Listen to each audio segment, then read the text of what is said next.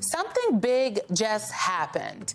NBC News' latest polling showed that threats to democracy have overtaken jobs and the economy to be the biggest issue of concern for Americans.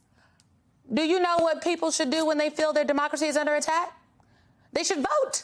They should vote. Democracy taking the top concern over the economy, it could signal a major boost in enthusiasm among Democratic voters. So let's get this political panel in here to discuss it all. Camilla Dechalus is a senior politics reporter for Insider.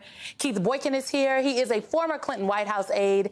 And David Jolly is also with us, a former Republican congressman from Florida and an MSNBC political analyst. All right, folks. Keith, I want to start with you because this poll also found that the enthusiasm for the midterms between Republicans and Democrats is within the margin of error, with Democrats' enthusiasm up 16 points compared to 5 months ago. This is very important because enthusiasm being up means folks can turn people out to vote. So why do you think we're seeing these shifts, and what do you think Democrats can do to keep that momentum until November? Well, it's a combination of things, Simone. First, we have the Supreme Court decisions recently, and starting with the Roe versus Wade overturning. We have the candidate selection for the Republican Party, people like Herschel Walker and Mehmet Oz and J.D. Vance, who are just horrible candidates who are inspiring Democrats who want to turn out. Thirdly, we have the overreach by the Republican Party, the post-insurrection overreach, the sort of the doubling down on the denial of democracy, trying to put in place these people who don't have any interest in preserving democracy, who deny the election results of 2020.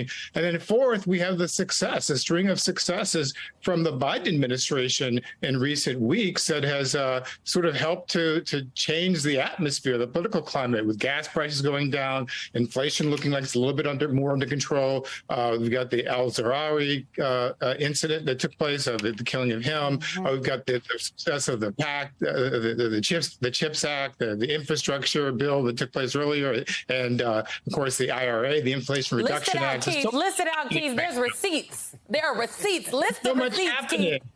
Yeah, I didn't mean to go on in a monologue, but there's so much happening right now. So I think there's a there's a different atmosphere from what there was a few months ago.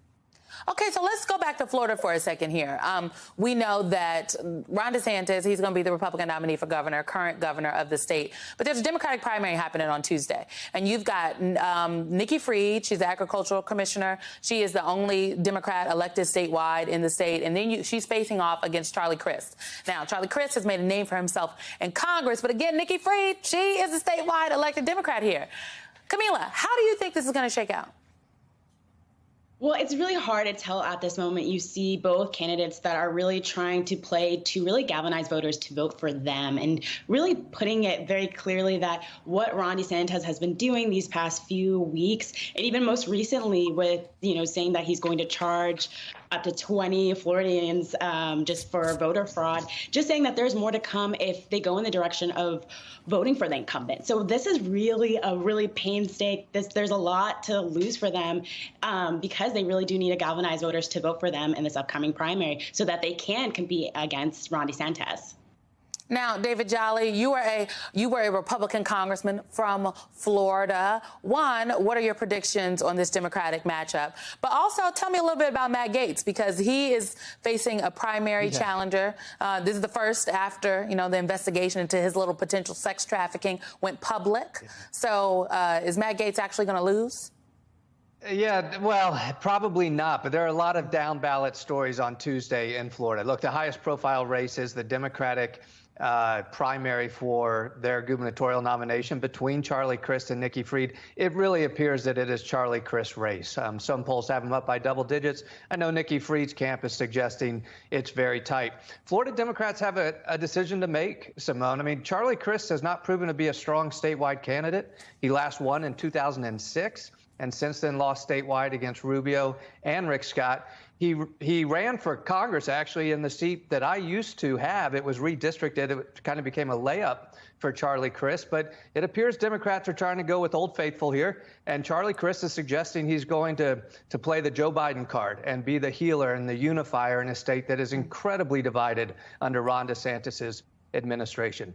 Down ballot, we're watching Matt Gaetz, but I'll tell you what we're also watching. There are a couple of very MAGA Freedom Caucus, Matt Gaetz type congressional candidates who might be household names next week because they're receiving Republican nominations in gerrymandered districts. And then finally in Florida, Ron DeSantis has only used his political capital really in local school board races, where he wants to reshape Florida education. He has not used it in high-profile races, instead concentrating just on the Florida education system.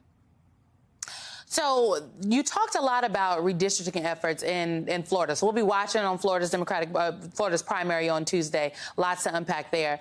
New York also has primary elections on Tuesday. And I think Keith made a really important point earlier about the enthusiasm that we're seeing from Democrats, all these things that have gotten done. But in New York, we've got some new consolidated congressional districts where Democrats are facing off against Democrats. So, Camilla, what effect could this have on the House as a whole?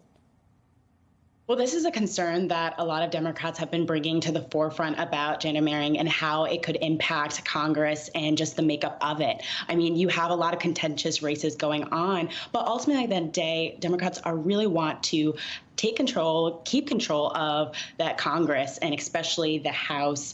And, you know, everybody has been talking about whether the Senate is a toss-up, but really taking control of the House, because this is really how Biden can really carry out his presidential agenda, by having at least a lot of support in the House. So this will really impact how Congress can really help Biden in his last few years, just carry out his presidential agenda.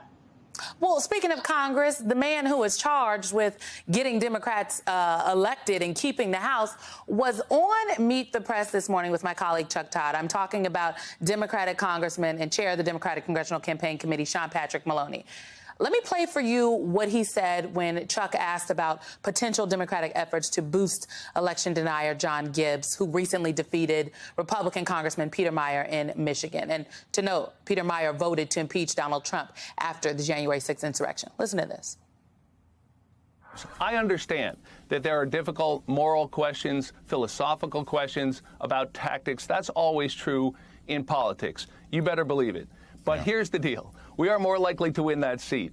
John Gibbs is a weak opponent. He's an extremist with a vicious anti-choice record. He can't string a set of policies together that will make sense for Western Michigan. We're going to win that seat. And we believe that by keeping those dangerous people out of power, we address the larger moral imperative, and that's our job. Keith, I think in campaigns that you have to make a decision about lines that you are and are not willing to cross. And frankly, I think not only in this race, but in other races, the DCCC crossed the line here. Your thoughts? Yeah, I was hoping you wouldn't ask me about this one. It's a risky strategy. And, you know, there's always the risk. There's always a chance that it may not work. What happens if you end up electing these radical right-wing Republican MAGA candidates because you thought you were selecting the candidate who was the weakest? This is sort of the danger the Democrats fell into in the trap in 2016 with Donald Trump. Everyone just assumed, no, Donald Trump would be a great candidate to run against. And turns out he wasn't such a great candidate to run against because he won the election. So I don't know if I can endorse the strategy, although if it works, people will obviously feel like it was a success. But there is a moral question of whether that's the right thing to do. And I'm not sure that's something that can be answered by me right now. Well, I've got the answer. It ain't the right thing. It's the wrong thing. It's the wrong thing. Keith Boykin, Camilla Dechalus, and former Congressman David Jolly. Thank y'all very much.